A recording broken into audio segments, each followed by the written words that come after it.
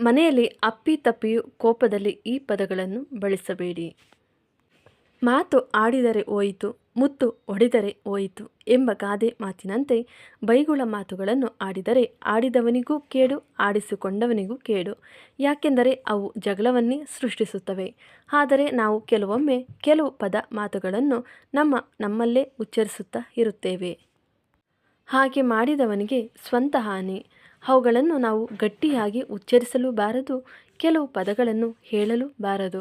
ಹಾಗೆ ಹೇಳುವಾಗ ಆಕಾಶದಲ್ಲಿ ಸಂಚರಿಸುವ ತಥಾಸ್ತು ದೇವತೆಗಳು ತಥಾಸ್ತು ಎಂದರೆ ಹಾಗೆ ಆಗಿಬಿಡುತ್ತವೆ ಎಂಬ ನಂಬಿಕೆ ಇದೆ.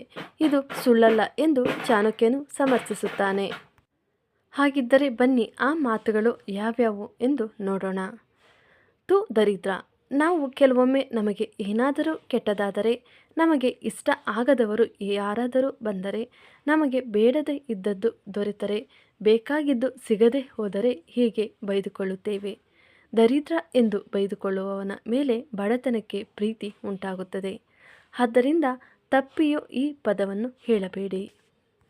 ಎರಡನೇದಾಗಿ ಗ್ರಹಚಾರ. ಜಾತಕದಲ್ಲಿ ಗ್ರಹಗಳು ತಮ್ಮ ತಮ್ಮ ಮನೆಯಲ್ಲಿ ನಡೆಯುವುದನ್ನು ಗ್ರಹಚಾರ ಎನ್ನುತ್ತಾರೆ. ಆದರೆ ನಾವು ಗ್ರಹಚಾರ ಎಂದು ಉತ್ತರಿಸುವುದು ನಮಗೆ ಏನಾದರೂ ಕೆಟ್ಟದ್ದು ಸಂಭವಿಸಿದಾಗ. ನಾವು ಆಡುವ ಮಾತಿನಲ್ಲಿ, ಧ್ವನಿಯಲ್ಲಿ ಕೆಟ್ಟದ್ದು ಎಂಬುದು ಹೊರ ಸೂಸುತ್ತವೆ. ಇದು ನಿಮ್ಮ ಜಾತಕದಲ್ಲಿರುವ ಕೆಲವು ಗ್ರಹಗಳಿಗೆ ಇಷ್ಟವಾಗದು. ಹೀಗಾಗಿ ಗ್ರಹಗಳಿಗೆ ಕೋಪ ತರಿಸಬೇಡಿ.